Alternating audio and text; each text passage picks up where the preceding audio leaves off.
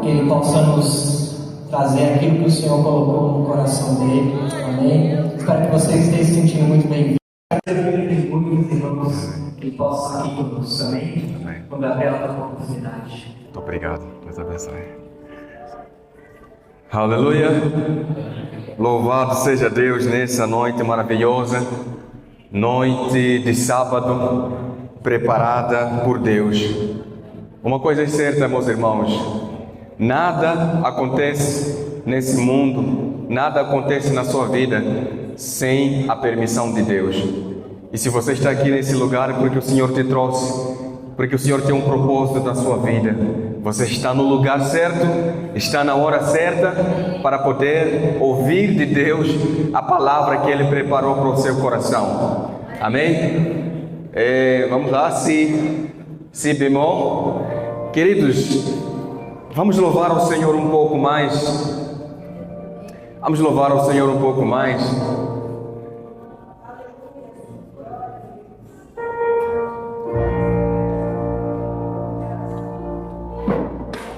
Eu quero pedir que você possa se soltar essa noite. Eu quero pedir que você possa, de certa forma, entregar a sua melhor adoração nessa noite. Deus, Ele é um Deus que não precisa do ser humano. Deus não precisa de presentes dos homens. Deus, Ele é o dono do ouro e da prata. Mas se existe a única coisa que o homem pode oferecer a Deus, é a sua adoração. Então adora Ele todo o seu coração nessa noite, aleluia. Porque dele, por Ele, para Ele são todas as coisas. Levante mais a sua voz essa noite.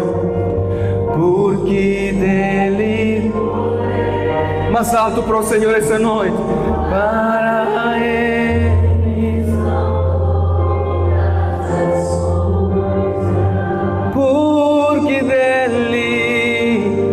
Porque dele, por Ele, para Ele são todas as coisas. Porque dele, por Ele, para Ele são todas as coisas.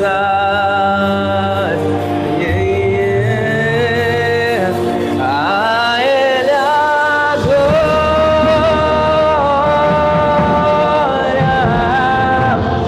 a Ele a glória,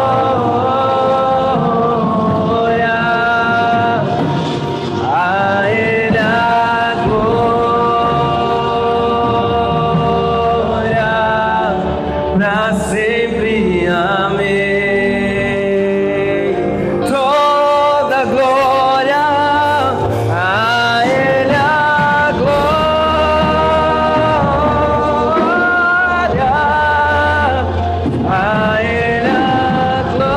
a Ele a glória, a Ele a glória, pra sempre, amém. Toda glória, a Ele, a Ele a glória, toda glória,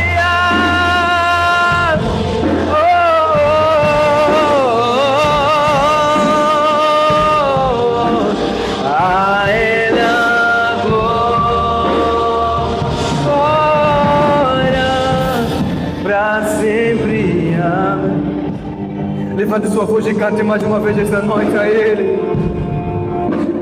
A Ele não outro como tu, Senhor.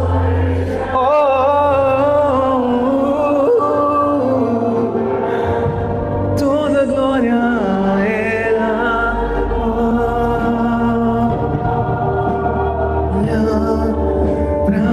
Sabe, não importa as circunstâncias da sua vida, não importa se você está passando por momentos difíceis, a Ele, mesmo que você chore, mesmo que você sofra, mesmo que as coisas não estejam correndo bem, glória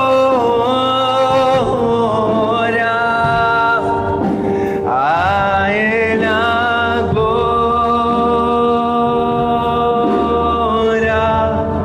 para sempre, amém, para sempre, amém. Oh, a Ele a glória, yeah, a Ele a glória. O Senhor está aqui nessa noite, receba a sua presença, receba a sua glória nessa noite. Oh, yeah. Oh, yeah.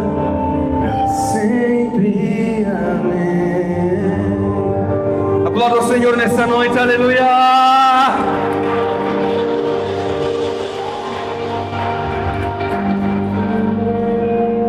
Por gentileza, tome seu lugar nessa noite, aleluia. Eu quero agradecer a Deus em primeiro lugar, pela vida, pela saúde e por me dar a graça de estar aqui. Queridos irmãos, para quem não me conhece, meu nome é Gabriel, eu sou o missionário Gabriel Henriques, e vocês podem notar pelo meu sotaque que o meu sotaque não é brasileiro, né? Então eu não sou daqui do Brasil, eu sou de Moçambique, não é? Na África. E hoje estou aqui para podermos compartilhar esse momento com os irmãos. E queria também agradecer o irmão Rafael, não sei se ele está aqui, está ali, graças a Deus. Ele conheceu-me porque ele é inscrito do meu canal no YouTube. Eu tenho um canal no YouTube lá. Aí ele acabou me conhecendo através desse meio, mas pensávamos que era só isso, mas Deus estava preparando um propósito ainda maior. Então ele entrou em contato comigo já há alguns meses, dizendo: olha, nós estaremos a organizar uma conferência, gostaríamos que estivesse. Então é um prazer estar aqui nessa noite. Muito obrigado a Deus e também ao irmão Rafael. Conheci também o irmão Bruno, né, que está ali. Meu Deus, o irmão Bruno é uma grande figura, hein? Hoje estávamos a gravar vídeos por Brasília. Ele começou a explicar tudo com data e tudo. Isso aqui foi inaugurado no ano X. Aqui, então eu disse: não, o homem conhece Brasília de verdade, não é? Então é uma bênção. Tive também aqui a oportunidade de conhecer hoje o pastor Jordani, um grande prazer, né? Me recebeu muito bem, servo de Deus, muito obrigado. E uma coisa que me deixou em dúvida e também muito intrigado, aqui me disseram que o pastor é chamado divino e a sua esposa é divina. Então, quando eu ouvi isso, eu não acreditei. Aí o Senhor Jesus me perguntou: onde está a sua fé? Então eu disse: é verdade mesmo? Como é que isso é possível? Então, queridos irmãos, nós queremos aplaudir pela vida dos servos de Deus, o pastor divino e a sua esposa, a pastora divina, não é? Por servirem a Deus com uma vontade que não é da terra, só pode ser uma vontade divina, uma força de vontade divina. Eles... Já notei que eles, pela idade deles, correm mais do que alguns jovens como eu. Então queríamos agradecer a Deus, honrar a vossa vida por esse ministério lindo, e louvado seja Deus. Seguindo o vosso exemplo, quando eu for a me casar, devo encontrar alguém chamado Gabriela para poder seguir. Louvado seja Deus, queridos irmãos, muito obrigado. Eu quero aqui entrar na palavra de Deus. Eu não sei se é possível nós projetarmos a Bíblia ali, não sei se vai ser possível, mas caso seja difícil, tudo bem, mas queria que todos acompanhassem a leitura através da tela, se for possível. Queridos, eu estou aqui no Brasil há mais ou menos um ano. Eu cheguei aqui em agosto de 2024. E desde que cheguei aqui eu tenho estado muito impressionado com esse país. Brasil parece um continente, não é um país, é um continente, não é? De um lado para o outro você encontra povo diferente, sotaques diferentes, culturas diferentes. Então o Brasil está mais para um continente do que para um país. Então eu fico muito impressionado com este país lindo. E assim, o Brasil é rico em infraestruturas, o Brasil é rico também em, vamos lá, é riqueza natural, não é? Aqui tem muitos recursos naturais.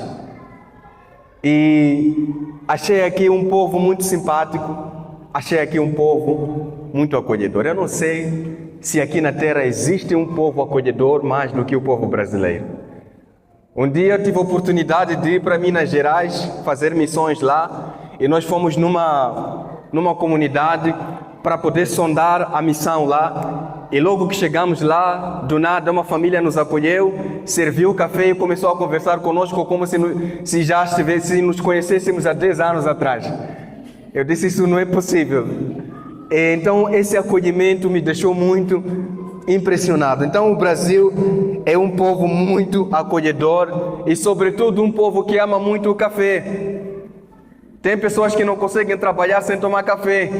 Você chega na casa de alguém, antes de bom dia, boa tarde, boa noite, aceita um café, já te fazem essa pergunta. E você está lá no trabalho, já tem o horário da tarde para você tomar um café. Então eu disse, ok, aqui o café parece vida, não é? Parece que algumas pessoas sem tomar o café o dia não anda, não funciona. Então eu disse, ok.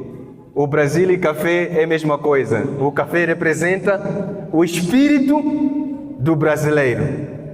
E hoje eu senti de subir aqui no altar, vestido de uma camiseta da seleção brasileira, não é?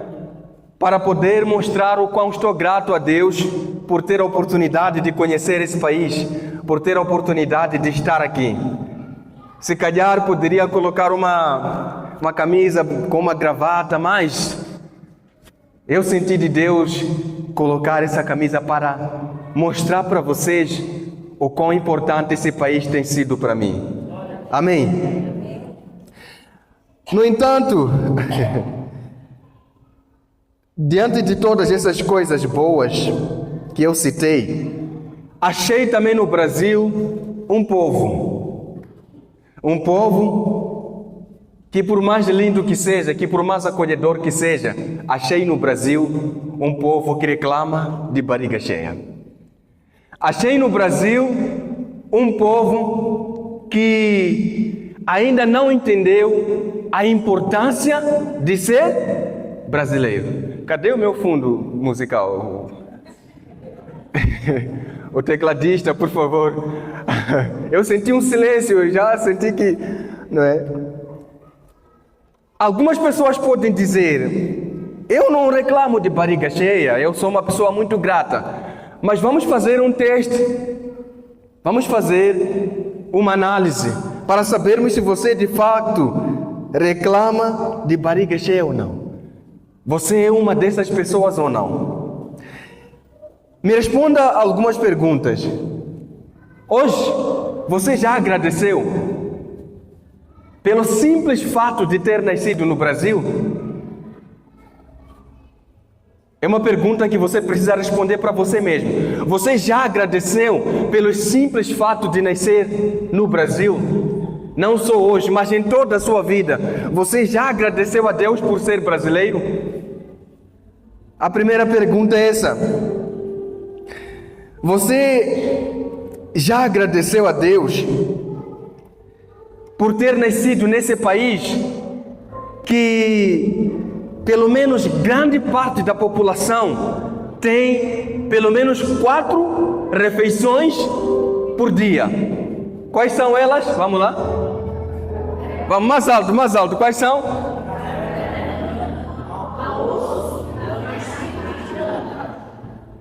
Aqui tem 4 refeições: café da manhã, tem o almoço, tem o café da tarde, não sei onde é que inventaram isso, e tem o jantar, não é isso?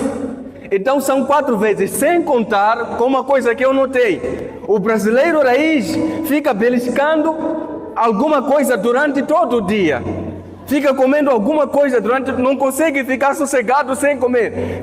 O brasileiro ficar 1 hora de tempo sem comer é muito difícil. Então, você já agradeceu a Deus por nascer num país onde você pode comer 4 vezes por dia? Por quê? Porque do outro lado é difícil comer 4 vezes. Eu vou explicar isso para vocês. Você já agradeceu por nascer num país onde grande parte da população, grande parte do povo brasileiro tem pelo menos chuveiro que produz água quente? São coisas que para vocês são muito simples, não é isso?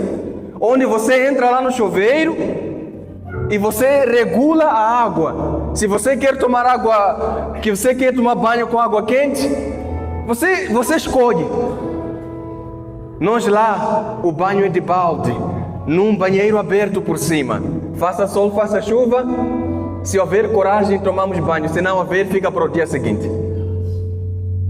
Amém? O simples fato de você ter um chuveiro que produz, que consegue tirar água quente, agradeça a Deus por isso.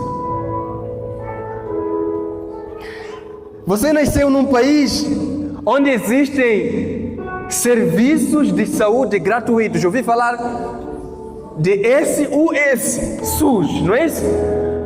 Onde até o estrangeiro tem a oportunidade de ser tratado de graça lá. Você nasceu num país onde a educação, as escolas públicas disponibilizam transporte para os alunos e também disponibilizam o quê? Comida lá. Eu não estou aqui para exaltar política, eu não estou aqui a falar de governo, não me entendam mal. Só que estou a trazer um contraste de realidade entre este país e a realidade de onde eu vim. Irmãos, eu cheguei, um dia fui fazer missões na Bahia. E disseram-me que hoje vamos fazer missão numa zona muito pobre da Bahia. E nós realmente fomos para lá, estrada de terra. E tive a oportunidade de pregar lá naquela missão. E quando eu comecei a pregar lá na Bahia, comecei a perguntar a todo mundo. E vou fazer esse teste para vocês também. Quantas pessoas têm geladeira em casa? Levanta a mão. Ok? Eu estava a perguntar isso para as pessoas da Bahia. Estou a perguntar isso também para vocês, não é? E disseram-me que aquela era uma área muito pobre do Brasil. Eu perguntei quantas pessoas têm geladeira. Todo mundo levantou a mão lá. Quantas pessoas têm fogão a gás em casa? O homem não está a levantar a mão porque não é ele que cozinha. Não, esse é o fogão também, amém? Quantas pessoas, além de ter geladeira, lá na geladeira tem comida, que quando você abre a geladeira, fica 5 minutos para pensar, o que vou comer hoje? Levanta a sua mão se você está aqui. As donas de casa estão ali. Falamos aqui de chuveiro. Quantas pessoas têm chuveiro em casa que tira água quente? Todo mundo tem. Quantas pessoas têm micro-ondas que quando a comida não termina hoje, amanhã só você acorda, coloca numa máquina, fica quente e você come? Quantas pessoas têm? Todos têm. Irmãos, essas perguntas que eu dei, os irmãos da região pobre do Brasil, na Bahia, todos eles também levantaram a mão dizendo que tem tudo isso. Tem TV, tem luz em casa, tem água encanada. Aí eu perguntei, onde é que está a vossa pobreza? Onde é que está a vossa pobreza? Porque na realidade de onde eu vim, isso não é pobreza. Ter tudo isso e se chamar de pobre, para nós lá, chega até a ser um pouco ofensivo, né? Amém? Mas antes de eu compartilhar essa outra realidade da África, antes de eu trazer para vocês a minha realidade, eu quero compartilhar com vocês a palavra de Deus baseada no tema dessa conferência. Quando eu vi o irmão Bruno falando aqui, ele já pegou o versículo, já aplicou, já interpretou. Eu disse, eu não vou ter mais nada para pregar, porque ele já pregou quase tudo que eu tinha para pregar aqui. Mas mesmo assim, vou trazer a mesma palavra, o mesmo versículo, para vermos se nós entendemos a palavra de Deus. Eu vou pregar aqui hoje debaixo do tema, o roteiro do chamado. Repita comigo, igreja, o roteiro do chamado. A gente sabe que roteiro é um texto usado no cinema para definir como é que vai ser um certo filme, como é que vai ser o destino do ator A, o destino do ator B, onde que vamos gravar o filme, todos os passos, a vida de cada um que está aqui, ela tem um roteiro. Deus, Ele não te trouxe nesse mundo em vão, não te trouxe nesse mundo sem nenhum plano. Você foi criado debaixo de um roteiro. O seu chamado, a sua salvação tem um roteiro, tem uma organização, desde o dia do seu nascimento até o dia que você vai sair desse mundo para ficar com Jesus lá na glória. Amém? Então eu quero pregar hoje sobre o roteiro de um chamado. Depois nós voltaremos para falar das diferenças entre Brasil e Moçambique. Isaías 6. Isaías, capítulo 6, versículo 1. Temos a versão Almeida Corrigida Fiel, a versão ACF, lá no projetor. Será que temos?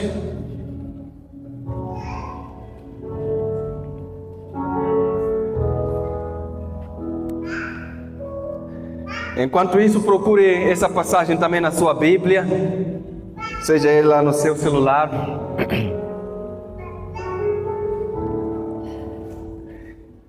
Vamos lá. Isaías 6.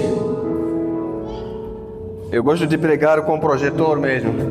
Caso seja difícil, vamos usar o que está disponível. Amém? Vamos lá.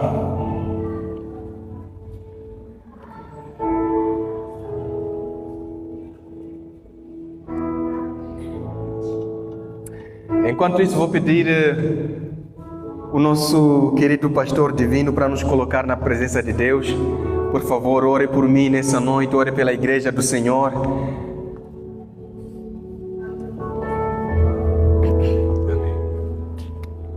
Bem, irmãos, nesse momento, a igreja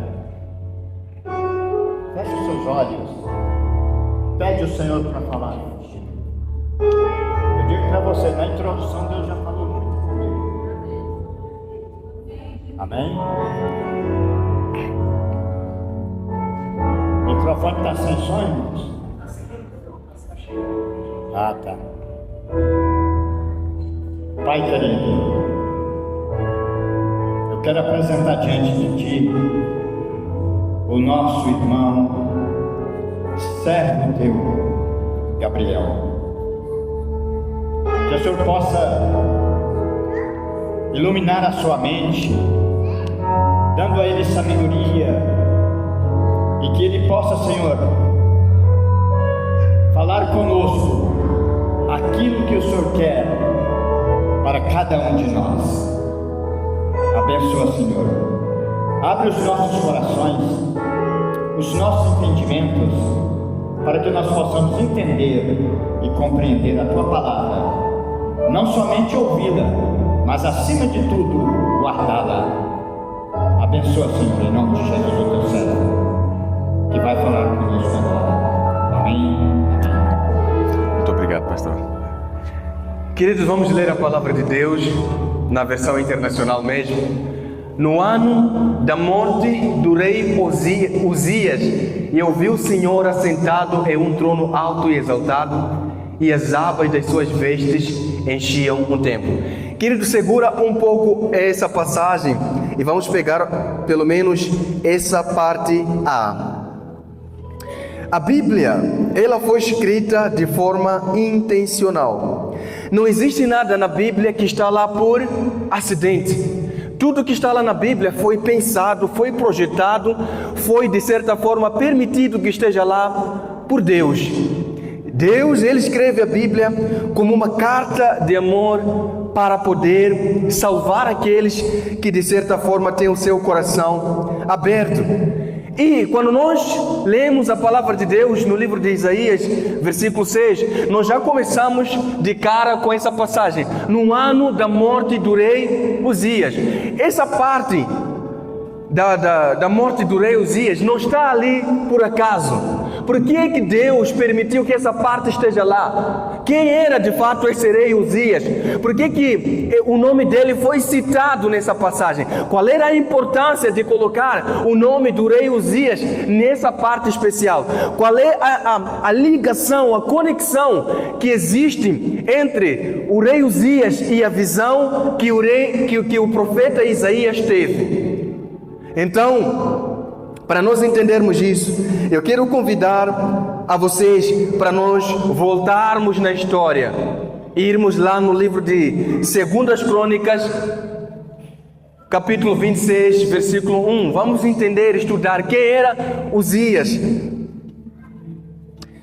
Algumas passagens não vamos ler, queridos. Quando eu estava a estudar sobre essa palavra, Deus foi fazendo chover muitas e muitas coisas para falar essa noite. Eu dizia: Senhor, eu tenho pouco tempo para pregar lá, então chega, não vou falar tudo porque é muita coisa. Então vamos entender aqui 26, versículo 1. Então todo o povo de Judá proclamou o quê? Vamos com mais voz para saber se estamos juntos. Proclamou rei aos 16 anos.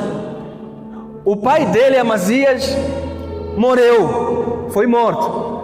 Então o povo acabou colocando Uzias como rei aos 16 anos, no lugar de Amazias, o seu pai. Foi ele que reconquistou e reconstruiu a cidade de Elate para Judá, depois que Amazias descansou com seus antepassados. 3. Vamos no 3, a seguir. A partir do momento em que Amazias deixou... Não, aqui mudou alguma coisa, né? 26, verso 3. Isso. Ok. Vamos lá, 3. Uzias tinha 16 anos, tal, quando se tornou... Entenda uma coisa, Uzias começou a reinar com quantos anos? 16 anos. E o reinado dele durou cerca de 52 anos.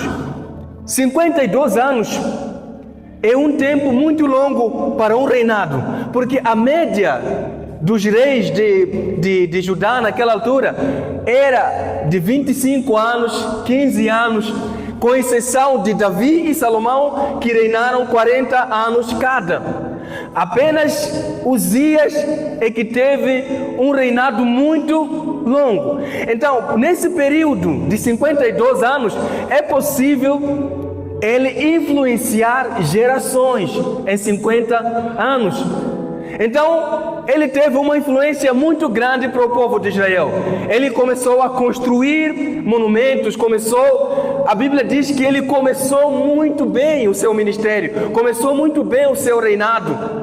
Vamos ver o que diz no 5. Veja só, e buscou a Deus durante a vida de Zacarias, que o instruiu no temor de Deus. Enquanto Uzias buscou o Senhor, Deus o fez o quê? Prosperar. Entenda uma coisa, meu irmão, minha irmã. A Bíblia diz que enquanto Uzias estava debaixo da instrução de Zacarias, ele buscou ao Senhor. Mas lá mais para frente vamos entender que Zacarias, ele morre. E quando Zacarias morre, o que acontece? Uzias começa a se perder. O que nós aprendemos com isso, meus queridos irmãos? Quando alguém está debaixo de uma liderança que teme a Deus, essa pessoa prospera. Todo aquele que quer seguir um ministério missionário, ele tem que ter acima dele mentores. O cristianismo não é uma religião que se vive isolado. Nenhum cristão é cristão, nenhum cristão pode crescer vivendo isolado. Algumas pessoas desviadas que acabaram criando nomes para elas mesmas de, entre aspas, desigrejadas, o que elas dizem? Eu estou bem, posso adorar a Deus em casa, posso crescer. Cristianismo não é isso. Cristianismo é uma religião de o quê? De relacionamento com Deus e com os irmãos. Se você quer seguir o ministério missionário, se você quer ser chamado por Deus para fazer alguma coisa, você tem que estar o quê? Debaixo de pessoas que oram por você, debaixo de pessoas que aconselham você, debaixo de pessoas que vão te mostrar o caminho. Hoje em dia, todos nós aqui na igreja, por exemplo, temos o pastor divino. Ele já teve muitas experiências, por exemplo, no cristianismo. Se ele ver que você está seguindo um caminho errado, ele não vai te deixar cair, porque ele já passou e ele mesmo já caiu e não quer que você também caia. Então nós como missionários, nós como servos de Deus, chamados para a obra missionária, nós temos que saber que a influência de servos de Deus de verdade faz toda a diferença na vida de alguém. Se você é liderado por líderes que temem a Deus, se você é liderado por pessoas que andam no caminho de Deus, você está num bom caminho para se tornar um bom missionário. Ninguém no cristianismo cresce sozinho. Mas o que aconteceu? Zacarias morre. E quando Zacarias morreu, Uzias se esqueceu dos conselhos. Uzias se esqueceu do legado, se esqueceu da influência. Ou seja, morreu o seu mentor, ele também matou os conselhos do seu mentor dentro do coração dele. Ele passou a reinar de uma forma que não agradava a Deus. Aleluia.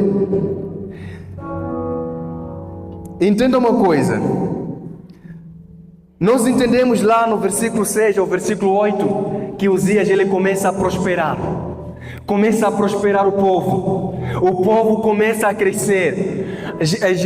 O povo de Judá começou a ter muitas e muitas riquezas. E ele reconstruiu Jerusalém, construiu torres de vigia e fortalezas. Ele começou a se tornar forte na guerra, de tal maneira que os exércitos dos inimigos não conseguiam vencer o rei Uzias. Aí ele também começou a cavar cisternas. Por que ele começou a cavar cisternas? Porque lá em Jerusalém não tinha rios. Então o que ele fez? Ele fez reservatórios para quando chovesse a água ficasse o quê? Retida. E entenda uma coisa: se um líder consegue controlar a água, ele consegue controlar o povo, não é isso? A água é a fonte para o desenvolvimento, porque através da água você consegue praticar a agricultura. Você consegue fazer muita coisa quando a água está em sua posse. E Uzias começou a crescer porque ele controlava o curso da água. E acho que é a mesma coisa que aconteceu aqui em Brasília. O irmão Bruno me explicou que tem alguns lagos, já me esqueci o que ele me disse, mas tem Lago Sul e Lago Norte, não é? Que fizeram não sei o que, uma manobra, sei lá, que permitiu que o lago permanecesse lá, ou conseguiram definir o curso dos lagos. Fizeram a mesma coisa aqui em Brasília, porque Brasília parece que é um lugar seco, não é isso? E quando tem esses lagos, a temperatura fica um pouco mais leve, o ar fica um pouco mais leve. Quem controla a água consegue controlar muita coisa e consegue desenvolver o país. E Uzias controlou a água e ele fez crescer o povo em sobrevivência, em riqueza, e ele cresceu muito. E veja só, ele começou a formar um exército poderoso, começou a aplicar uma tecnologia que os povos daquela época não conheciam, e ele começou a crescer. Mas vamos pular para o versículo 16. Vamos ver o que diz lá no 16. 26, versículo 16.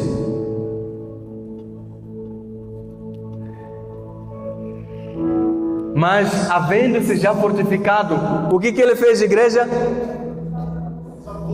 Vamos com voz mais alta, ele fez o quê? Ele exaltou-se. Meus queridos irmãos, um dos piores defeitos do ser humano é o orgulho. Orgulho destrói casamento, orgulho enfraquece relacionamentos, o orgulho destrói a vida de alguém. Esse homem, Uzias, o rei, começou a ver: meu povo já está a crescer, tudo isso eu é que fiz. Ele começou a ter o quê? Orgulho no seu coração. Quantas pessoas já perderam casamentos, famílias, por causa do orgulho? A Bíblia diz que aquele que a si mesmo se exaltar será o quê?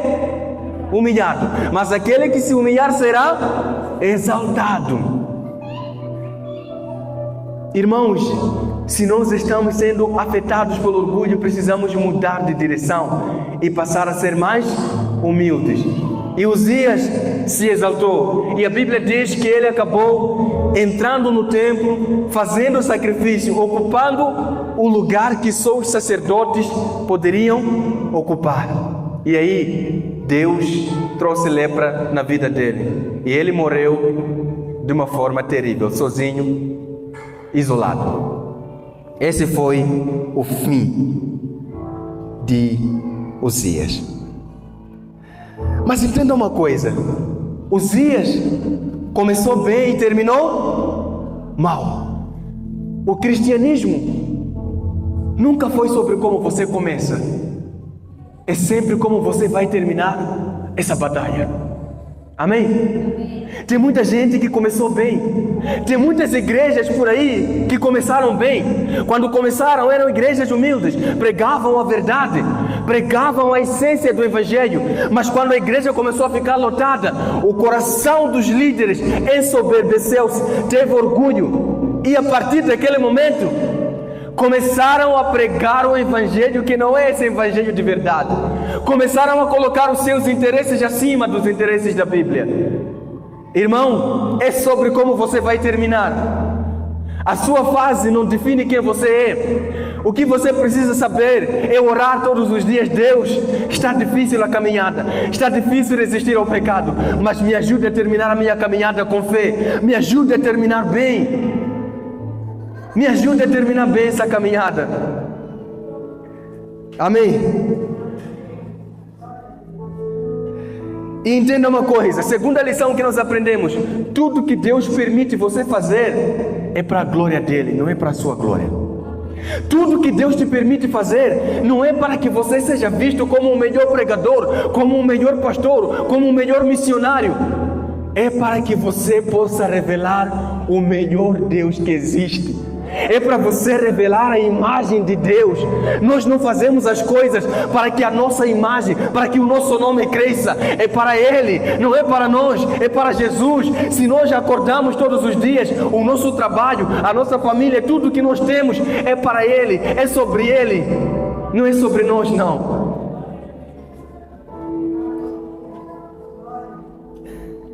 Entenda. Quando Uzias começou a fazer essas grandes coisas, quando Uzias prosperou o povo, o que acontece? O povo, ele apega-se muito ao seu líder. A segurança do povo de Israel estava em quem? Em Uzias. Toda a esperança deles estava em Uzias. Uzias era uma espécie de herói do povo. E o que acontece? Deus mostrou uma coisa diferente. O povo achava que aquele reinado nunca seria derrubado. O povo achava que o reinado de Uzias era eterno. Uzias mesmo achava que ele nunca seria derrubado. Mas ele caiu, infelizmente. Agora, O que nós entendemos, irmãos?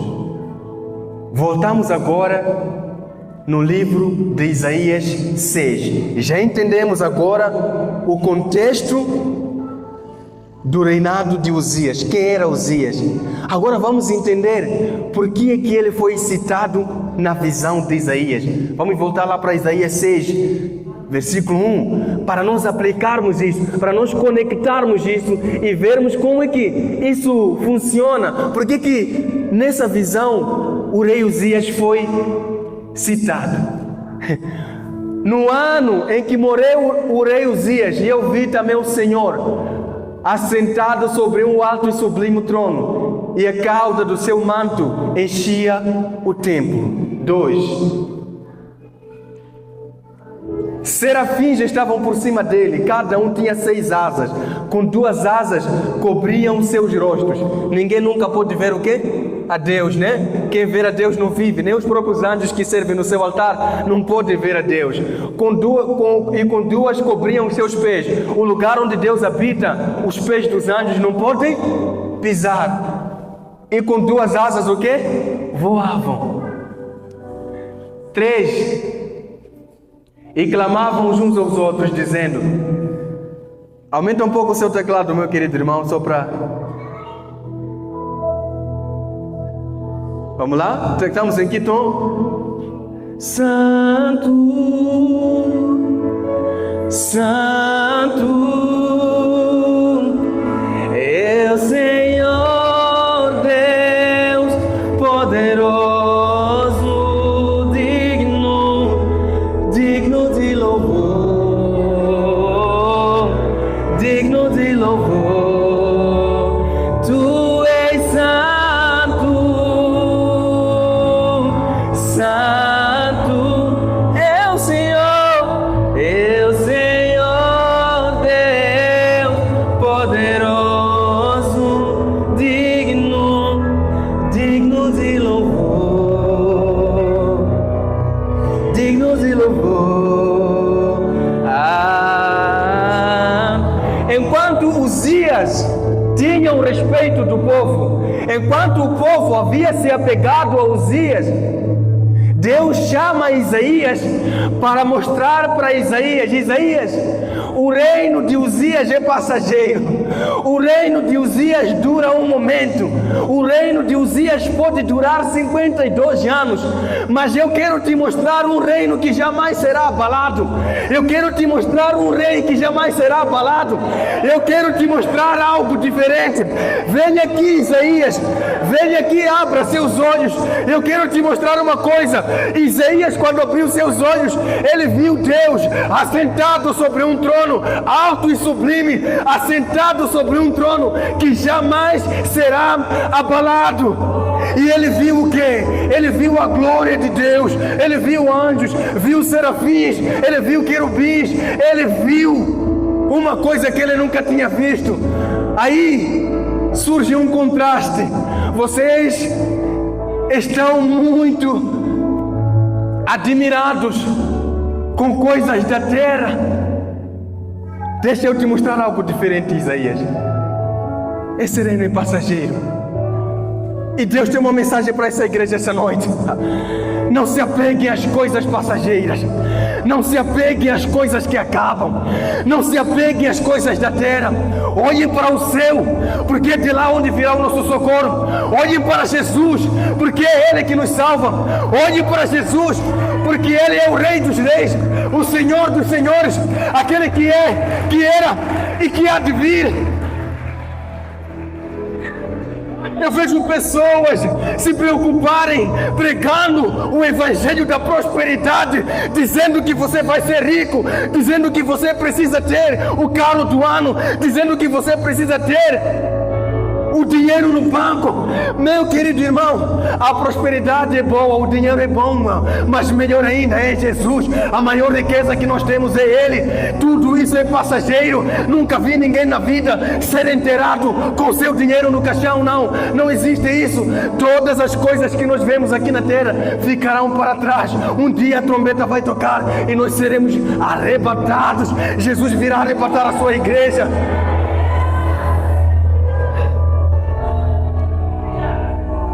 Não se admirem com o reino dessa terra.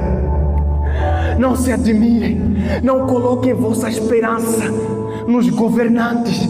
Eu vou falar aqui para vocês, não gosto de política, mas o futuro desse país não está nas mãos do Lula, o futuro desse país não está nas mãos de Bolsonaro, não está nas mãos do Senado. O futuro desse país está nas mãos de Deus. É Deus que reina. Esse país é país de Deus. O Brasil é de Deus, não é dos políticos, não.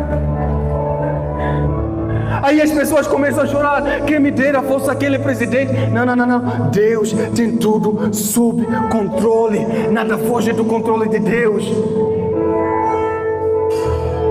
O reinado de Uzias era um reinado muito próspero. Mas existe um reino onde não há tristeza, onde não há lágrimas, onde não há dor. Existe um reino que está sendo preparado para você. Quando? Por que Deus chama Uzias? Por que Deus chama Isaías justamente no ano em que Uzias morre? Deus queria dizer assim: e eu quero tirar no seu coração a confiança que você tem em Uzias. Agora eu quero que você, Isaías, vá para esse povo e coloque um novo rei. Eu quero reinar no coração desse povo, porque o coração desse povo estava confiante em Uzias. Mas a partir de agora, você vai me representar e vai mostrar que existe um rei mais sublime, existe um rei mais próspero do que o rei Uzias. A mensagem para você nessa noite é: tire os reis falsos do seu coração e faça com que Jesus, o Rei dos Reis, se assente no seu coração. Ele é que deve reinar na sua vida. Ele é que deve reinar no seu coração. Permita que Jesus...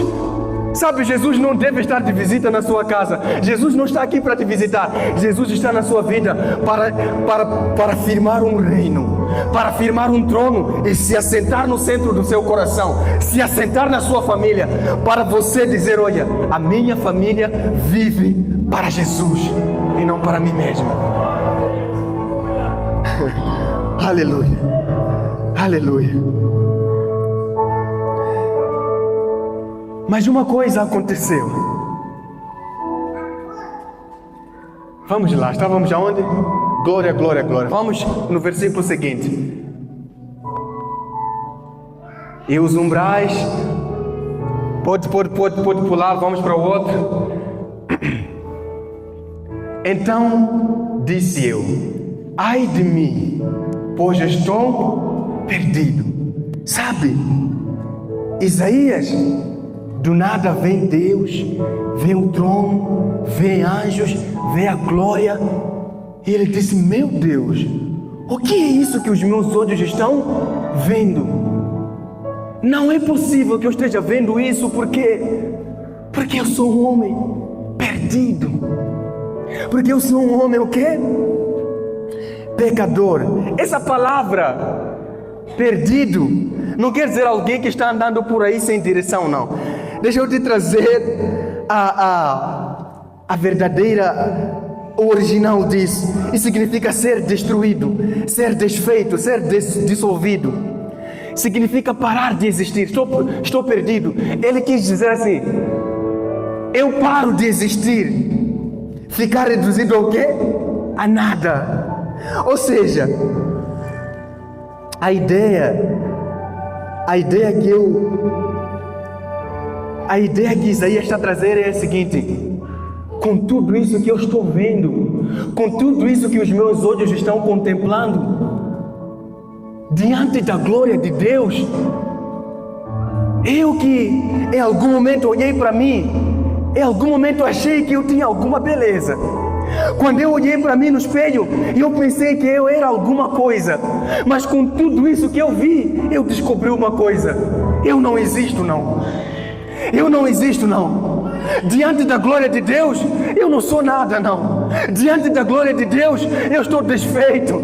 Diante da glória de Deus, eu estou perdido. Quem sou eu diante de Deus? Quem sou eu diante da majestade de Deus?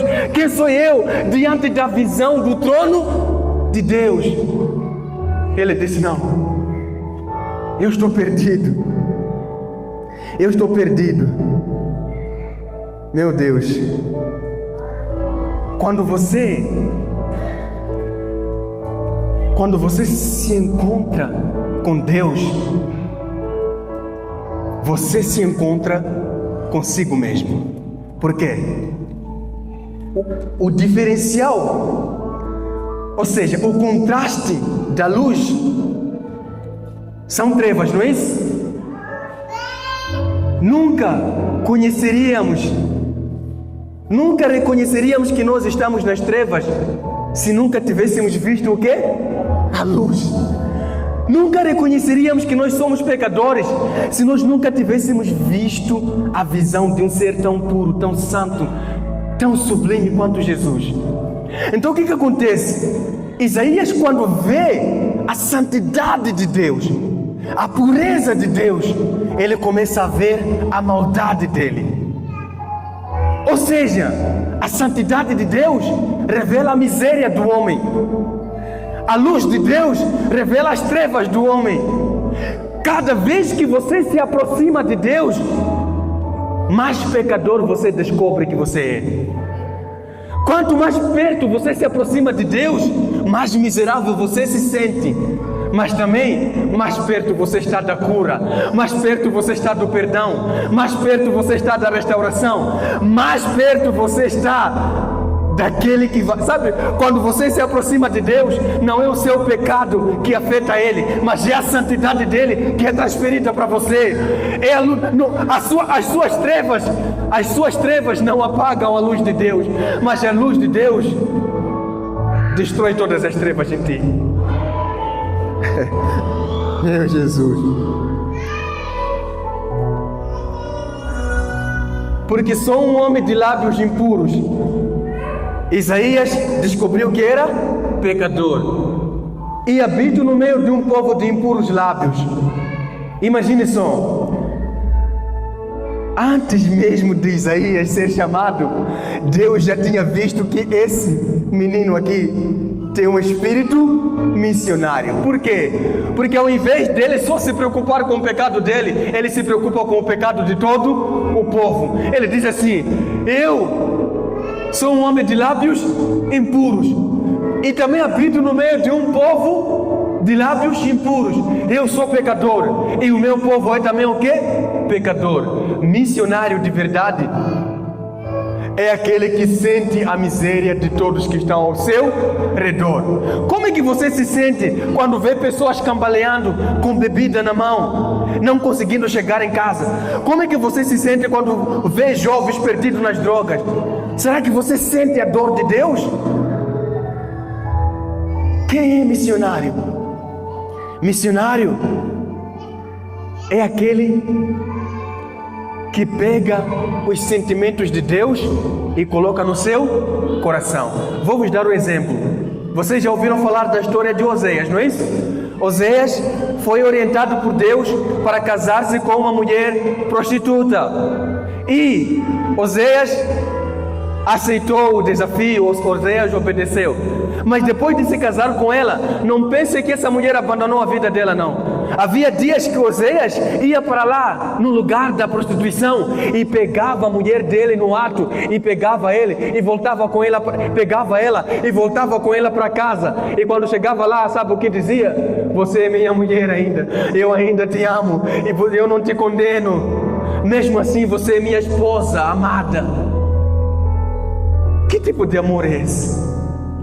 Um ser humano normal não ia conseguir. Isso não foi só uma vez, muitas e muitas vezes. Oséias tinha que ir para lá, pegar a sua mulher e levar para casa, perdoar ela e começar a vida de novo. Que um homem normal poderia conseguir fazer isso? É difícil, não é? Mas o que aconteceu aí? É que Deus derramou o seu amor no coração de Oséias, para que Oséias amasse a sua esposa como Deus ama a igreja. Nós, como igreja, somos falhos. Temos pecado contra Deus, temos abandonado a Deus, mas todos os dias Deus nos leva e diz: você é minha igreja, você é minha noiva, e eu vou te amar para sempre, até o dia do arrebatamento. O missionário quem é? É aquele que entende que o coração dele deve ser como o coração de Deus, que ama mesmo diante de circunstâncias ruins. Agora, vamos lá.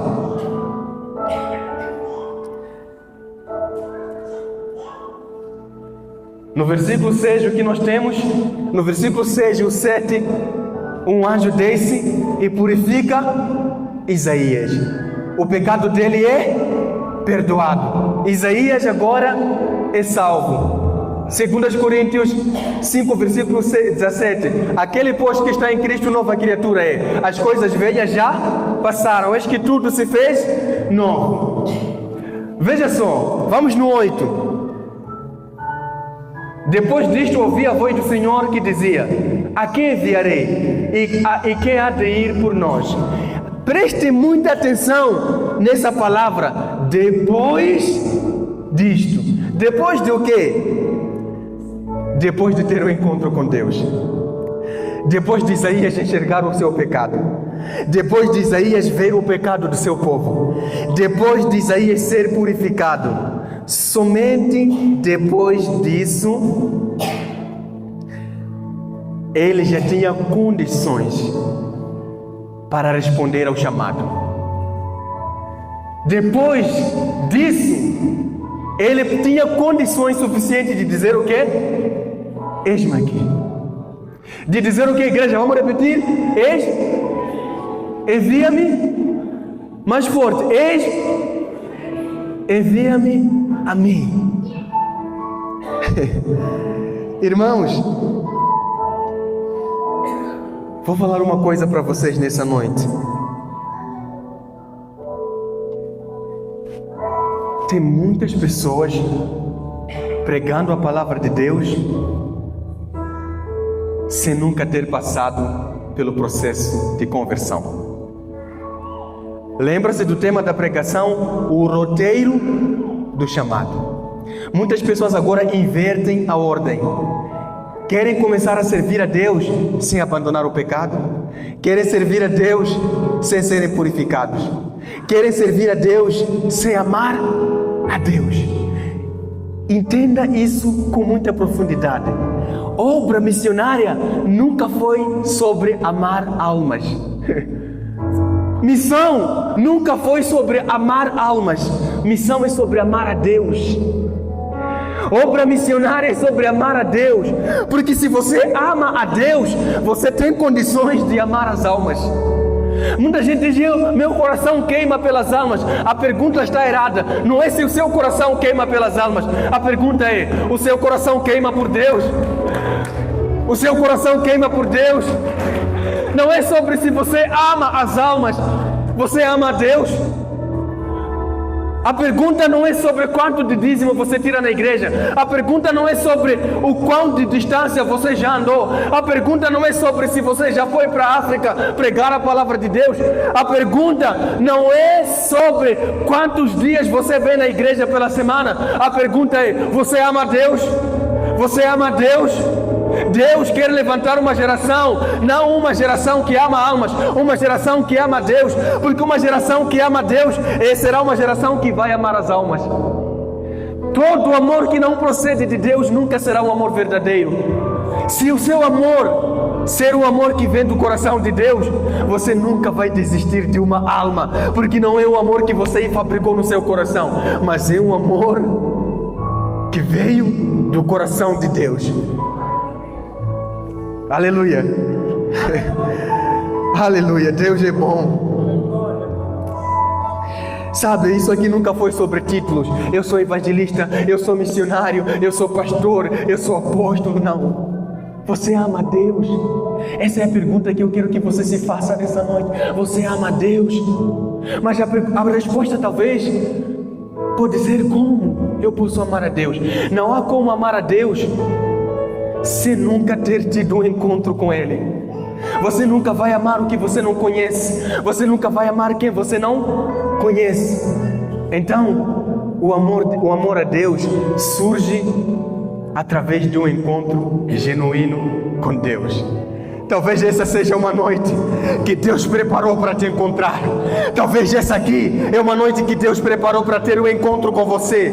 Talvez seja uma noite que você verá a glória de Deus se manifestando na sua vida. Talvez seja uma noite que você vai conhecer de verdade o Deus que você adora. E quando você ter um encontro com Deus, você vai amá-lo. Não tem como alguém se encontrar com Deus e ser o mesmo. Não tem como alguém ver a glória de Deus e permanecer o mesmo. É o encontro com Deus que transforma as nossas vidas. Então eis-me aqui, respondeu Isaías, envia-me a mim. E hoje Deus faz a mesma pergunta: a quem enviarei? Eu quero terminar refletindo isso com vocês. A quem enviarei?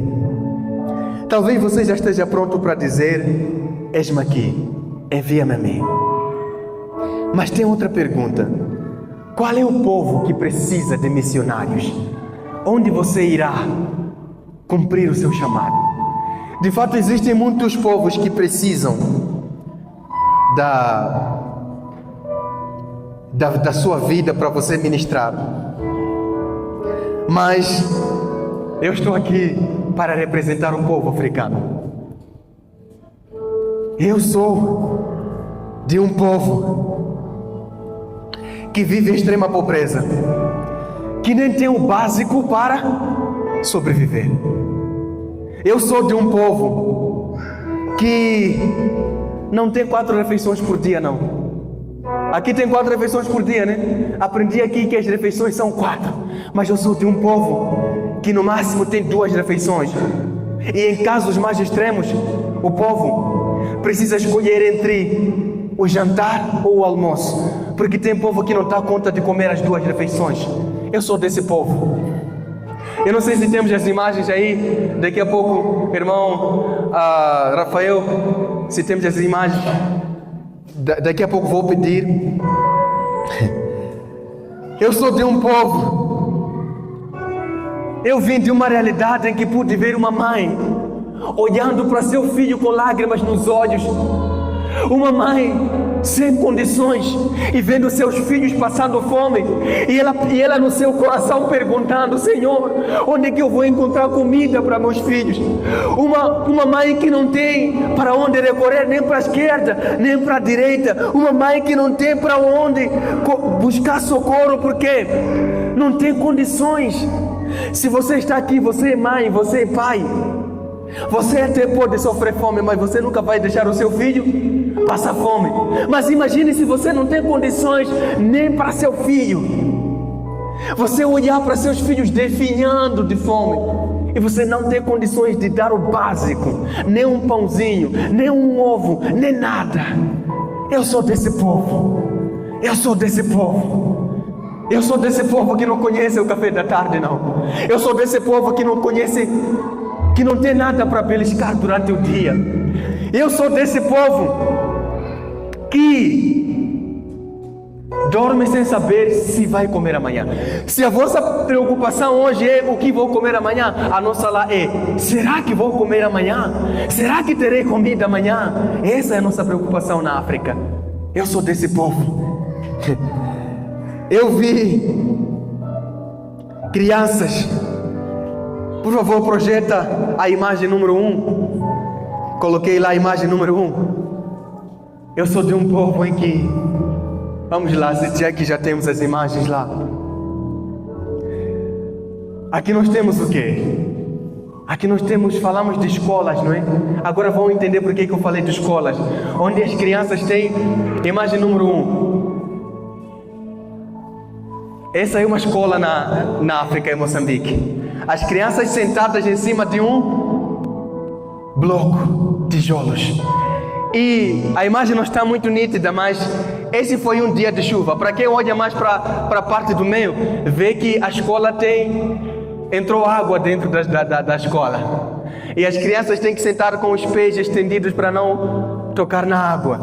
E vocês podem ver que elas não têm sapatos caros. Algumas nem sequer têm chinelos. Mas mesmo assim estão onde? Na escola. Mas aqui vocês têm o quê? Transportes que levam as crianças para irem estudar, não é? E tem comida na escola. Nós nem sequer salas de aulas dignas temos.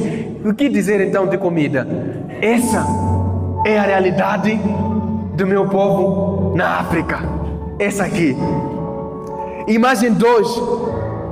Vocês aqui pelo menos têm o quê? Vocês têm frango para comer.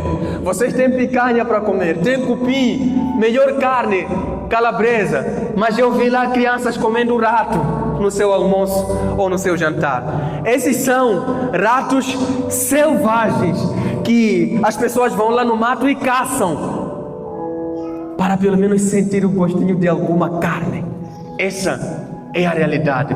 Crianças comendo ratos em Moçambique. Eu mesmo já comi rato. Eu mesmo já comi rato em Moçambique. Essa é uma realidade, não é uma realidade tirada da internet como se fosse uma realidade fictícia. É uma verdade. Tem pessoas nesse dia, hoje, pessoas comendo rato. Quantos de vocês teriam coragem de comer rato? Quantos? Essa é a comida. Essa é a carne que nós comemos lá. Mas algumas pessoas dizem, não vou comer, essa picanha não está bem passada, não, essa carne não está boa. Reclamam da vida, reclamam do básico que tem. Mas lá, a comida é essa que nós temos lá. Imagem 3. Eu sou de uma realidade que quase apenas os ricos é que bebem água da garrafinha, água mineral. O que as pessoas fazem para beber água? Elas cavam cisternas para poder tirar água.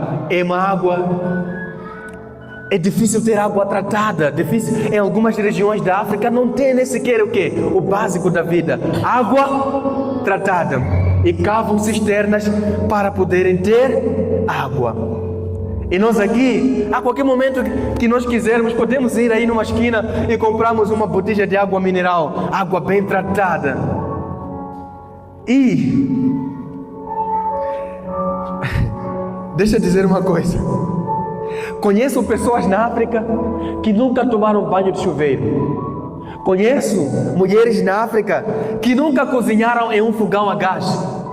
Mulheres na África, algumas delas dão à luz no caminho, porque os hospitais, os centros de atendimento de saúde ficam muito longe das comunidades. As casas que temos na África são palhotas muito curtas, que para você entrar você precisa abaixar a cabeça, e quando chove você tem que dormir em pé e não vê a hora do sol nascer para seguir o dia seguinte. Essa é a nossa realidade. Agora, olhe para você mesmo e se pergunte: você ainda tem motivo de reclamar da vida? Você ainda tem motivo de se chamar de pobre? Você ainda tem motivo de reclamar da comida que você come? Ainda tem motivo de reclamar das escolas?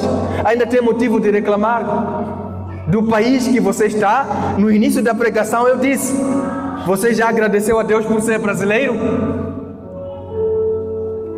Essas pessoas dariam a vida para ser brasileiros, dariam a vida para estar num país como o Brasil.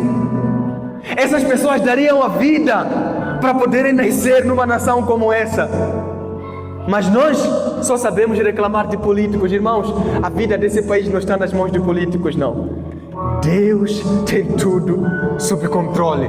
Que apesar das dificuldades do Brasil, vocês ainda têm o básico para viver. Mais do que o básico, mais do que o suficiente.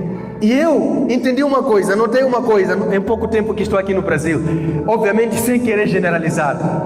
Existem pessoas que medem a pobreza aqui no Brasil. As pessoas medem a pobreza não pela escassez, não pela falta. Elas medem a pobreza por aquilo que o outro tem. Ou seja, vou dar um exemplo. Existem pessoas aqui no Brasil, sem querer generalizar, elas se consideram pobres porque na sua garagem tem apenas um carro, mas na garagem do vizinho tem 2. E como o vizinho tem 2 carros e ele só tem um, ele se considera pobre. A régua que mede a sua pobreza não é a falta, não é a escassez, mas é... Como? A abundância do outro. A abundância do outro que mede... Não. Agradeça a Deus pelo que você tem. Agradeça a Deus pela comida que você come. Agradeça a Deus pelo país que você está. Então Deus pergunta mais uma vez essa noite: quem eu enviarei? Talvez você esteja aqui e diga: Senhor, eis-me aqui. Mas existem formas de atender esse chamado. Você pode atender esse chamado indo no campo missionário, na África ou em outro lugar do mundo. Você pode ir lá, ser a boca de Deus e pregar as boas novas. Mas existe outra forma. Você pode não ir lá, mas você pode orar pelos missionários que estão lá no campo. Você pode ser um missionário no seu quarto, trancado, sendo um intercessor pelas pessoas que estão aonde? No campo missionário. Você talvez pode não conseguir ir na África, mas você pode sustentar missionários que estão aonde? Na África. É muito doloroso você ir na África pregar uma palavra, a palavra chega, mas você sair sabendo que aquela família vai passar a noite à fome. Às vezes não é porque a palavra não é poderosa, mas nem mesmo você, se você tiver fome, você nem vai conseguir ouvir o que outra pessoa fala. Então, na África temos 2 necessidades: a fome física e a fome espiritual. E se você contribuir, por exemplo, se essa igreja abrir uma missão na África, acredito que já tem feito, se a igreja dizer: olha, vamos contribuir para sustentar missionários, irmão, não pense 2 vezes. Você estará respondendo: eis-me aqui, Senhor, envia-me a mim. Você pode não ir, mas a sua semente irá para lá. Porque a vida dos missionários é muito difícil, meus irmãos. Passam por muitas necessidades. Você pode ser um missionário com a sua semente. Agora você está a entender por que Deus te deu o emprego que você tem? O emprego que você tem não é seu. Deus te deu esse emprego para a glória dele. E como você faz para servir a Deus com o seu emprego? Sustentando quem está no campo missionário, permitindo que o missionário tenha comida para ele e tenha comida para o povo. Então, eu estou terminando. É uma noite de encontro com Deus. Talvez você pensava que missão é sobre amar almas. Missão é sobre amar a Deus em primeiro lugar. Missão é sobre ter um encontro genuíno com Deus. Se você puder, por gentileza, coloque-se em pé. Eu já estou a terminar.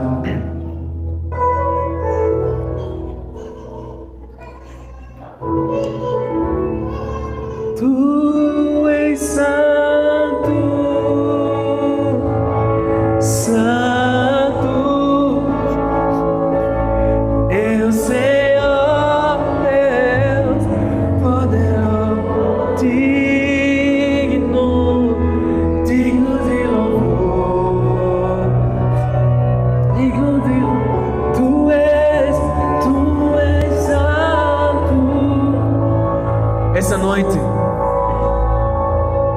Essa noite,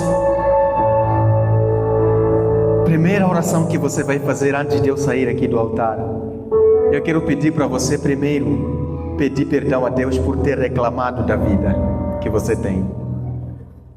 Essa é a primeira oração. Peça perdão a Deus. Pai, me perdoe porque eu diminuí as bênçãos que o Senhor me deu. Eu hoje espero ter te mostrado que você é muito mais rico do que você imaginava. Que você é rico. E hoje nós trouxemos o que? A bandeira do Brasil. Vamos pegar ela até aqui, temos a bandeira lá, né? Acho que está lá no carro. Irmão, primeiro vamos orar a Deus. Levante suas mãos nessa noite e diga: Senhor, me perdoe por todas as vezes que eu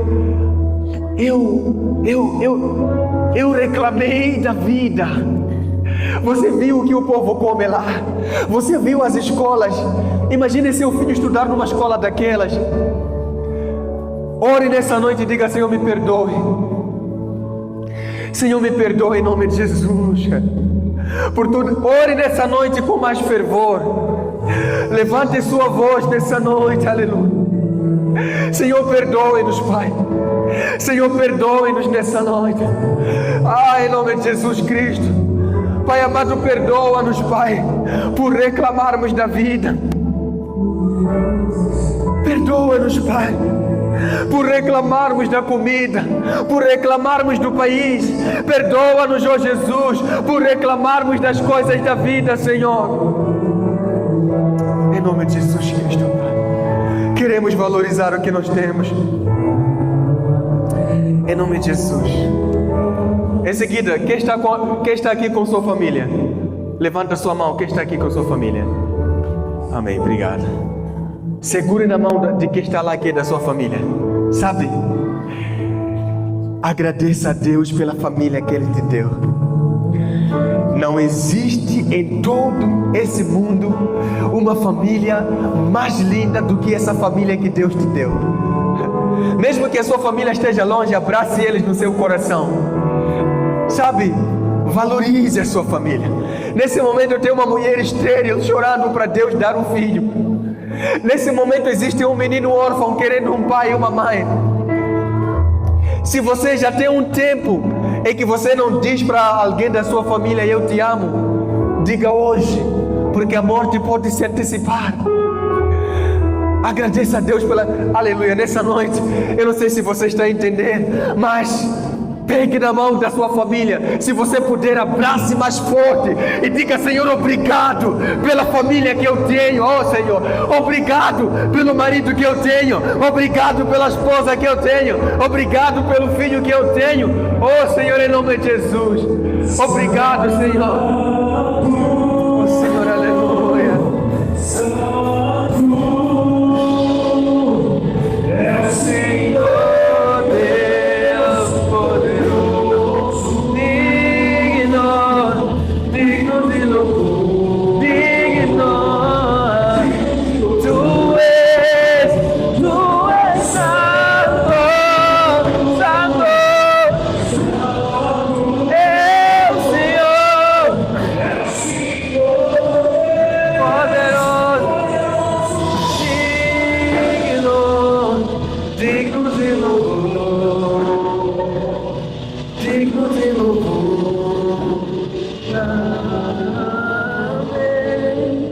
Eu vou pedir o nosso pastor divino, a sua esposa, o pastor Jordani também, aqui na frente. Venham aqui na frente, por gentileza. Amém, pastor também. Acho que melhor aqui em cima, não é? Venham aqui. Sabe, essa noite vamos aqui segurar nessa bandeira. Essa noite você vai agradecer pelo país que você está. Você vai agradecer pelo país em que você nasceu. Em nome de Jesus. Esse país aqui, tá certo, amém. Esse país aqui é mais lindo do que vocês imaginam.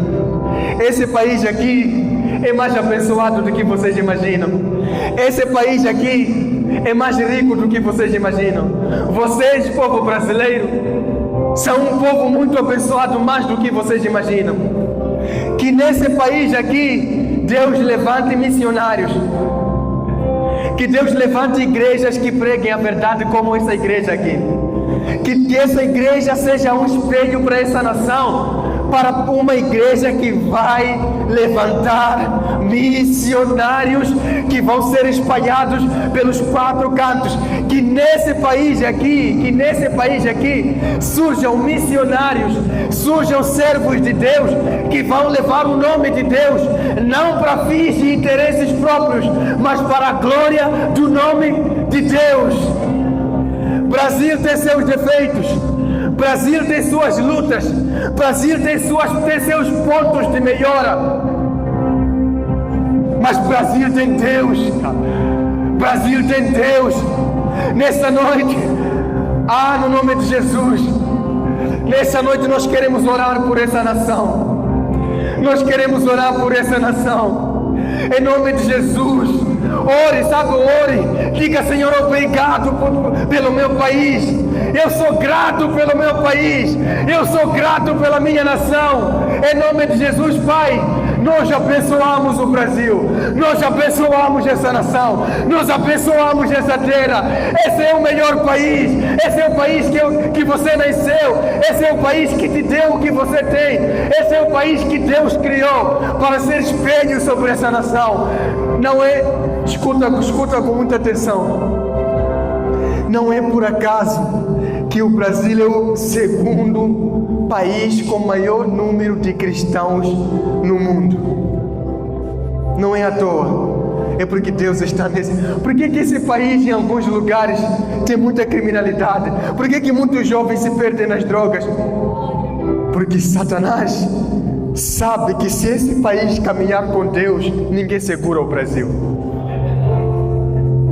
Então estenda a sua mão para essa bandeira aqui nessa noite. Estenda a sua mão para essa bandeira aqui. Você vai orar, você vai agradecer a Deus por ser brasileiro, e você vai profetizar, dizendo que a partir desse país, começando nessa igreja, Deus vai usar essa igreja. Pastores,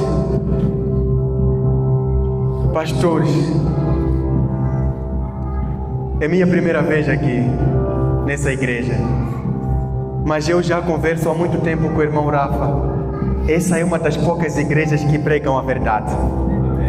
Essa é uma das poucas igrejas que prega a essência do Evangelho. Essa é uma das igrejas que, mesmo acreditando nos dons espirituais, não cai nos exageros dessa geração. E nessa igreja devem sair pastores. Nessa igreja, ou seja, o que eu quero dizer? Essa igreja deve ser uma igreja que vai socorrer parte do povo da África. Que essa igreja sirva de socorro para parte do povo da África. A África precisa da igreja ICAT. A África precisa não só de comida, mas também de evangelho. Então nessa noite vamos plantar uma semente espiritual, profética, dizendo que Deus vai levantar missionários aqui. E enquanto você vai orar, o seu coração vai queimar pelas missões nessa noite. O seu coração vai queimar por Deus nessa noite. Senhor, nós oramos pelo Brasil. Nós oramos pela ICAD, Senhor. Nós oramos por esses pastores, por essa família que o Senhor escolheu para ser líderes dessa igreja. Deus vivo, nada acontece por acaso. Deus, que nessa igreja possam sair missionários, Pai. Que Deus levante missionários para que a África seja socorrida. Parte do povo da África será socorrida por essa igreja. Pai, nós abençoamos o Brasil. Nós abençoamos o Brasil. Nós abençoamos essa terra. Em nome de Jesus. Em nome de Jesus. Seja louvado, Pai, nessa noite. Seja louvado nessa noite, meu Pai. Nós oramos, Pai. Nós oramos, Senhor. Nós oramos, Pai. Nós oramos, Pai. Quando nós falarmos de ordem, Senhor, quando nós falarmos de progresso, Senhor, nós entregamos o Brasil para Deus, nós consagramos o Brasil para Deus, aleluia. Obrigado, Senhor, em nome de Jesus. Muito obrigado, Pai. Muito obrigado, Senhor. Louvado seja seu santo nome, Pai, nessa noite. Muito obrigado, Senhor. Eu quero agradecer a todos vocês, pastores, essa família linda, maravilhosa, e dizer que você pode até não sentir nenhum arrepio, você pode até não sentir nada, Mas o que Deus começou nessa noite, nessa igreja, é muito grande. É muito grande. E daqui a alguns anos, se Deus nos der vida, eu acredito que voltarei aqui para ver o resultado dessa obra. Em nome de Jesus. Se você está aí e você decidiu no seu coração que a partir de hoje eu quero servir a Deus. Se você sentiu Deus te chamar, venha aqui à frente correndo nessa noite. Tenha pressa e venha aqui à frente. Eu quero pedir que os pastores que estão aqui possam orar por você nessa noite. Se você sentiu um chamado, se você sentiu, você diz assim: a partir de hoje eu quero servir a Deus. Eu não estou a falar de dinheiro, não estou a falar de oferta, mas eu estou a falar de a partir de hoje tomar uma posição no reino de Deus. Venha aqui à frente, venha aqui. Se você sente o fogo de Deus, e Deus ainda pergunta essa noite: a quem enviarei? E quem irá por nós? Venha. Deus vai começar um novo caminho. Esse momento entre você e Deus, a sua decisão. Não estou a dizer para você vir entregar sua vida para Jesus, porque talvez você já tenha feito isso. Mas você diz agora: eu não quero ser alguém que assiste, eu quero participar do reino de Deus. Venha aqui à frente.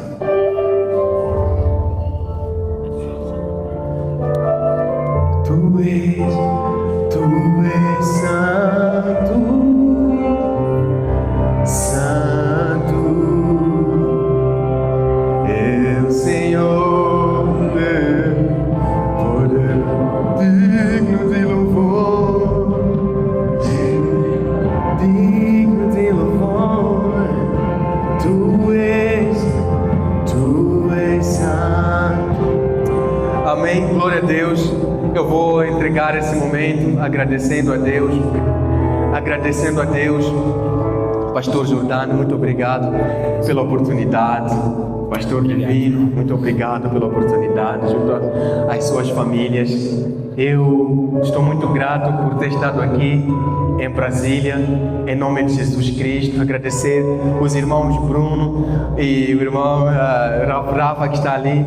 Agradecer a todos vocês por terem vindo nessa noite. Me desculpem pela hora, acabei cedendo muito o tempo de pregação, mas me perdoem, em nome de Jesus, amém? Deus abençoe.